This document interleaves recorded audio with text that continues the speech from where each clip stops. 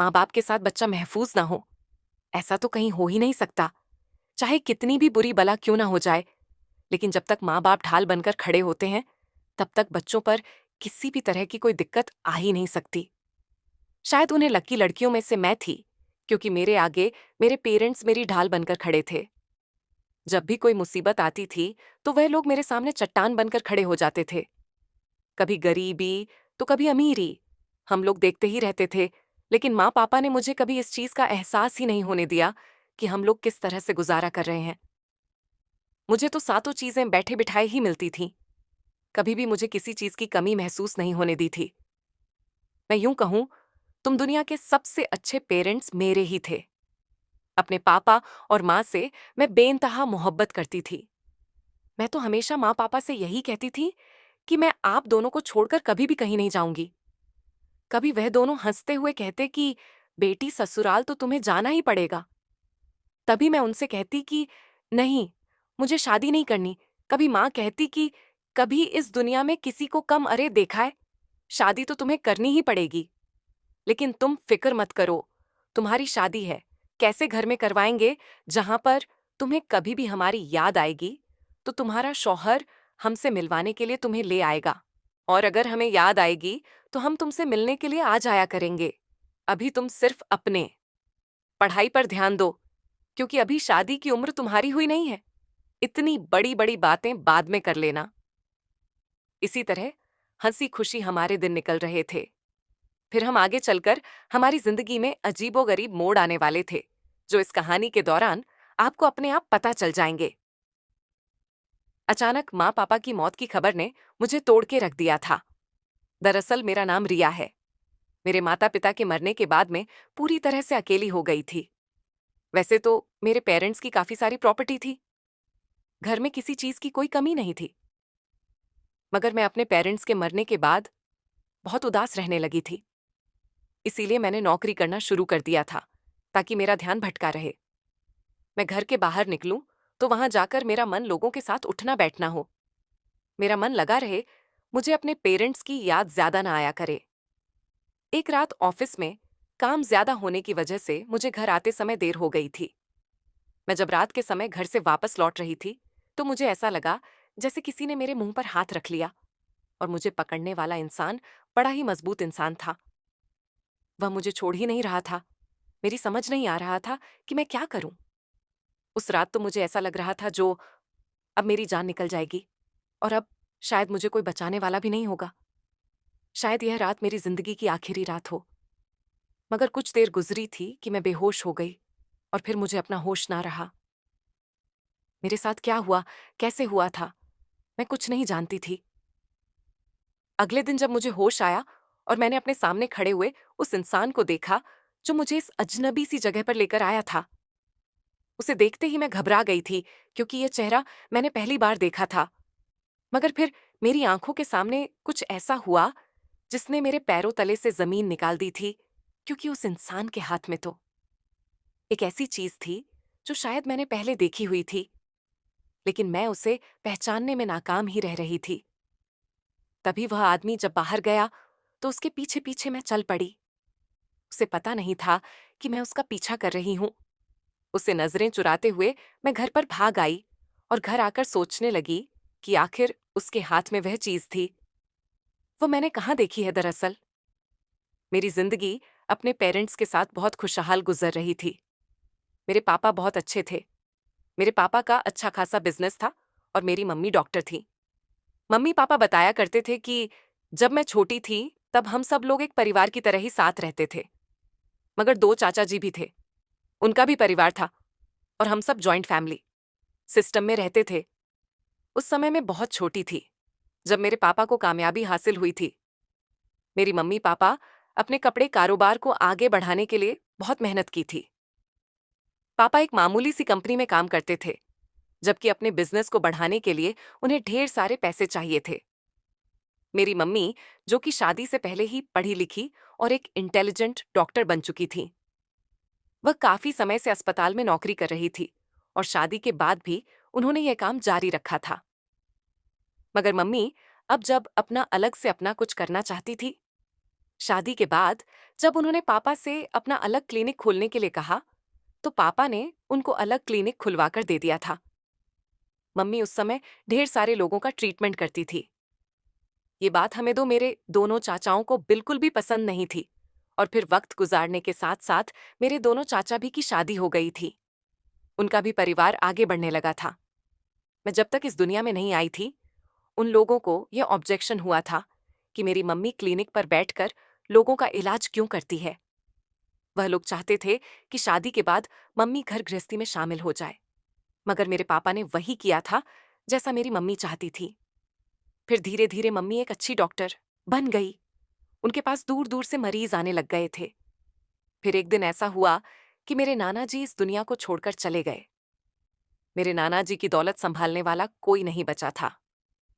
नानी कई सालों पहले दुनिया से जा चुकी थी, इसलिए सब कुछ मेरी मम्मी के नाम पर हो गया था। मम्मी नाना जी की इकलौती बेटी थी। नाना जी ने अपनी वसीयत में लिखा हुआ था कि मरने के बाद उनकी सारी दौलत उनकी इकलौती बेटी को दे दी जाए। इस हिसाब से वह सब कुछ मेरी मम्मी और मेरे पापा का हो गया था। अब मम्मी पापा जो सबके साथ एक ही घर में रहते थे, चाचा चाची के बिहेवियर से तंग आकर वह लोग अलग रहने लग गए। वैसे भी दोनों चाचा का मूड तब से मेरी मम्मी के साथ खराब रहने लगा था। जब दोनों की शादियां हुई थीं, उन दोनों की पत्नियां बहुत चालाक। उन दोनों के ही मेरी मम्मी से नहीं बनती थी। मम्मी और पापा नाना जी के घर में जाकर रहने लगे थे। नाना जी का जितना भी बिजनेस था, वह सब मेरे पापा संभालने लगे थे। और मम्मी ने अब अपने छोटे से क्लिनिक को बड़ा सा अस्पताल बना लिया था, जो कि मेरे नाना जी के नाम पर बनवाया गया था। उन दोनों की जिंदगी अच्छी गुजर रही थी। शादी के 16 साल बाद मेरी माँ प्रेग्नेंट हुई। बहुत सारी प्रार्थनाएं करने के बाद उन्हें माँ बनने का प्राप्त हुआ था। मैं भी तो उनकी जिंदगी में आने वाली थी। उनकी खुशियों के ठिकाने नहीं थे। उन्होंने कहा कि अपनी खुशी में वह अपने दोनों भाइयों और उनके परिवार को भी शामिल कर ले। मगर न जाने क्यों मेरे दोनों चाचाओं को मेरे पेरेंट्स की कामयाबी अच्छी नहीं लगती थी। वह लोग उनकी खुशियों से बहुत जलते थे। वह लोग मेरे पेरेंट्स की खुशियों में शामिल नहीं हुए। फिर मैंने एक दुनिया में जन्म लिया। मेरे माता पिता मुझसे बहुत प्यार करते थे। आखिरकार मैं उनकी आंखों का तारा थी, उनकी लाडली और इकलौती बेटी थी। उन लोगों की खाली जिंदगी में मेरे जैसे आज आने से रंग भर गए थे। और फिर जैसे जैसे मैं बड़ी होती गई, वह लोग मुझे देखकर अपनी जिंदगी गुजार रहे थे। मैं 7 साल की हो गई थी जब तक मैं अपने किसी रिश्तेदार को नहीं जानती थी, क्योंकि हमारे चाचा चाची और उनके परिवार का कोई भी कभी हमारे घर नहीं आता था। और मेरे पापा ने मुझे सब लोगों के फोटो जरूर दिखाए थे। वह मुझे सबके बारे में बताते रहते थे कि कौन बिहेवियर कैसा है।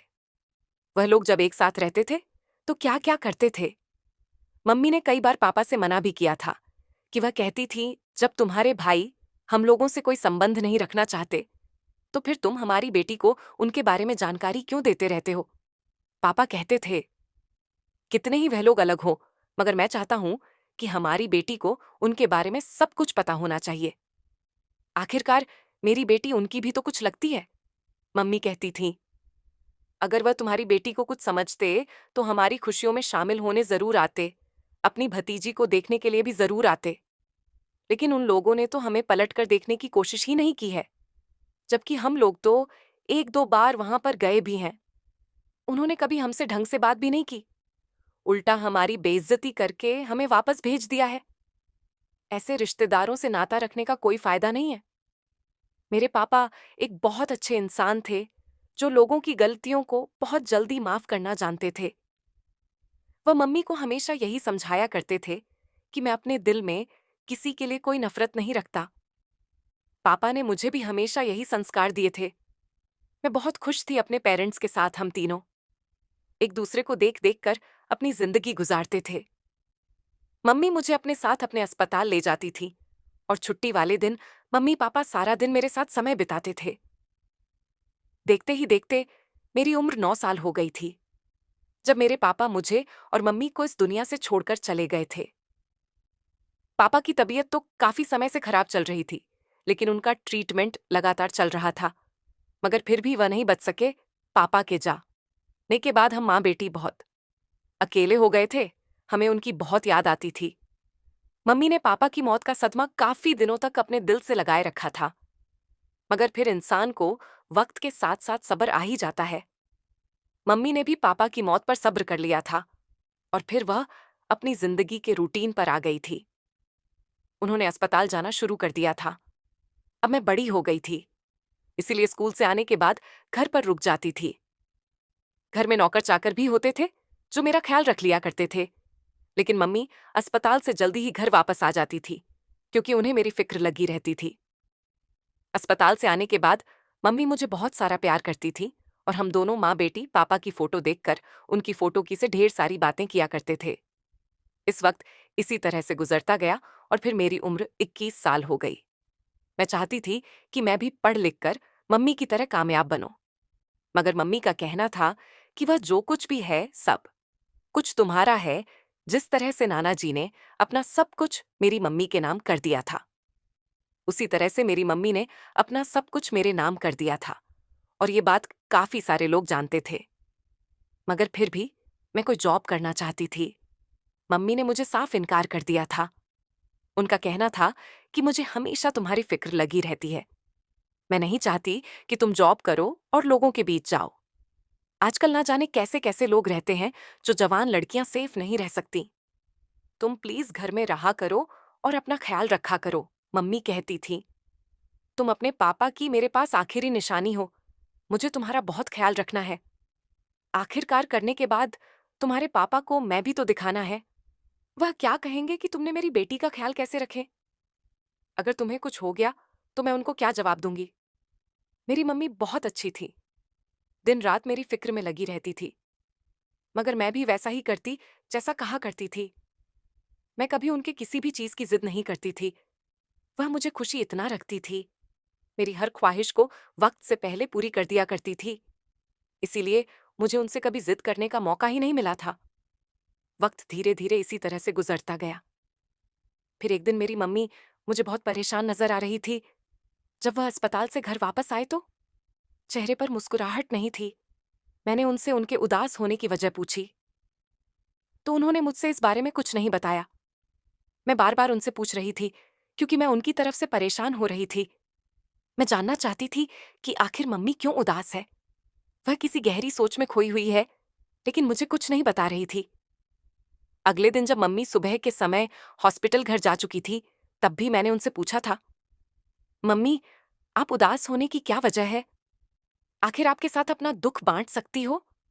अगर कोई प्रॉब्लम है तो मुझे बताइए, शायद मैं आपको कोई अच्छी एडवाइस दे सकूं।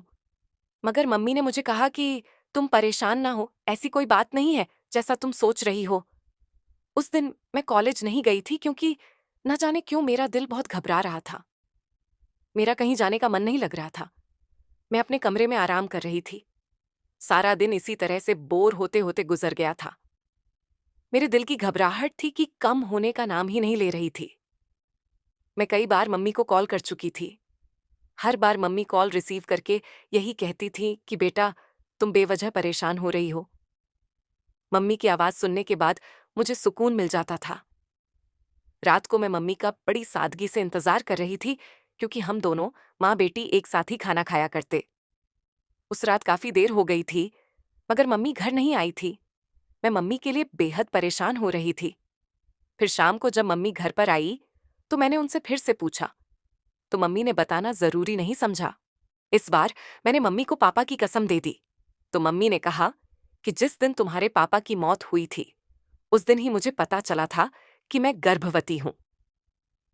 दरअसल तुम्हारे पापा की मौत के बाद में अब पेट से हूं, तो सारा कुछ मुझे ही संभालना पड़ रहा है।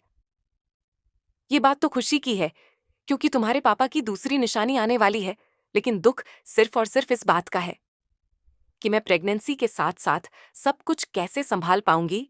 तभी मैंने मां को सांत्वना दी कि आप फिक्र मत कीजिए, सब कुछ अच्छा ही होगा। इसी तरह 9 महीने मैंने अपनी मां का ख्याल रखा और मेरी एक छोटी सी बहन ने जन्म ले लिया था। लेकिन हमारी जिंदगी में तूफान इस कदर आया कि किसी को भी पता नहीं था, क्योंकि मेरी मां ने जब मेरी छोटी बहन को जन्म दिया तो मेरी मां की मौत हो चुकी थी। उसके बाद मैंने ही अपनी छोटी बहन को पाला पोसा और उसका जीवन यापन किया। दरअसल हम लोगों के पास धन दौलत की कमी नहीं थी, क्योंकि पापा पहले से ही सारा कुछ मेरे नाम करके चले गए थे। और उसके बाद माँ की मौत हो गई। प्रसव के दौरान मेरी माँ की मौत हो गई थी। मैं इस दुख को तो नहीं कम कर सकती थी, लेकिन अपनी बहन को मैं अच्छी और सुख भरी जिंदगी देना चाहती थी। इसलिए उसे हर एंगल से पढ़ाई करवाई, खाना पीना सब कुछ उसका ध्यान रख रही थी। अब ऐसे ही समय गुजर रहा था। मेरी बहन भी बड़ी हो गई थी और मैं भी अब बड़ी हो गई थी। एक रोज जब मैं जॉब के काम से बाहर जा रही थी, तो मुझे कुछ लोगों ने अगवा कर लिया और एक सुनसान कमरे में ले जाकर बंद कर दिया। मेरी आंखों पर पट्टी थी, इसलिए मुझे कुछ दिखाई नहीं दे रहा था। तभी सामने एक आदमी आया और उसने मेरी आंखों की पट्टी खोली। उस पट्टी को खोलकर मैंने जब देखा तो मैं हक्की बक्की रह गई, क्योंकि मैं उस इंसान को जानती तो नहीं थी कि वह कौन था, लेकिन उसके हाथ में एक ऐसी चीज थी जिसको मैं अच्छी तरह जानती थी। उसके हाथ में एक ब्रेसलेट था जो मेरी माँ डाला करती थी। बड़ा ही सुंदर ब्रेसलेट था। मेरी माँ को हमेशा से ही लड़कों वाला ब्रेसलेट पसंद आता था, इसीलिए मेरे पिताजी ने मेरी माँ को लड़कों के जैसा एक ब्रेसलेट बनवा कर दिया था, जो मेरी माँ हमेशा अपने हाथ में डालती थी। जब मेरी बहन होने वाली थी, तो वह हॉस्पिटल ब्रेसलेट डालकर ही गई थी, और वापस जब उनकी लाश आई तो उनके हाथ में ब्रेसलेट नहीं था। उस दुख की घड़ी में मुझे खबरें ही नहीं रही कि ब्रेसलेट कहाँ पर गया, लेकिन उस आदमी के हाथ में वह ब्रेसलेट कैसे था, और उस ब्रेसलेट के ऊपर पिताजी के नाम के अक्षर का पहला अक्षर भी लिखा हुआ था। मुझे समझ में नहीं आ रहा था कि यह सब क्या हो रहा है। तभी मैंने बेहोश होने का नाटक किया। अचानक तो वह आदमी कमरे से बाहर चला गया। शायद उसने सोचा कि मैं बेहोश हो गई हूं। जब वह आदमी बाहर चला गया तो मैं जैसे ही जान छुड़ाकर उसके पीछे से होकर बाहर निकल गई और सीधा पुलिस स्टेशन पहुंच गई। और वहां पर जाकर मैंने पुलिस को सारी बातें बता दी। पुलिस उस जगह पर आई तो उस आदमी को गिरफ्तार कर लिया और उसे रिमांड पर ले लिया। उस आदमी ने उसके बाद जो उगला, उसे सुनकर तो मेरे पैरों तले से जमीन ही खिसक गई, क्योंकि उस आदमी ने कहा कि मुझे तो ये काम करने के पैसे दिए थे, वो भी इस लड़की के चाचा जी ने। इस लड़की के चाचा ने ही तो इसकी माँ की मौत करवाई थी। इसके चाचा जी ने खूब सारे पैसे डॉक्टर को दिए थे कि जब इसकी माँ की जब बच्ची हो तो बच्ची तो बच जाए, लेकिन इसकी माँ की मौत हो जानी चाहिए, और डॉक्टर ने गलत इलाज करके इसकी माँ की मौत कर दी। और उसके बाद उसके हाथ का ब्रेसलेट निकालकर मुझे इनाम के तौर पर दे दिया था। आज जो ब्रेसलेट इस लड़की ने पहचान लिया था, ये सुनकर मैं पूरी तरह से हक्की बक्की रह गई। मुझे पता नहीं था कि मेरे चाचा जी इस कदर, इस हद तक जा सकते हैं। हम लोगों ने तो कभी भी उनके लिए बुरा नहीं सोचा था, लेकिन मेरे चाचा जी ने मेरी माँ को मुझसे दूर कर दिया था। मुझे बार बार उन पर गुस्सा आ रहा था। तभी पुलिस ने कहा कि अब तुम्हें कड़ी से कड़ी सजा मिलेगी। मेरे चाचा जी और उस आदमी को कड़ी से कड़ी सजा मिली, और मुझे वह ब्रेसलेट लौटा दिया। और मैं घर आकर अपनी बहन के गले लगकर खूब फूट फूट कर रोने लगी, और मेरी बहन से कहने लगी कि मेरी माँ आज जिंदा होती, अगर ऐसे चाचा हमारे घर में ना होते तो। धन्यवाद।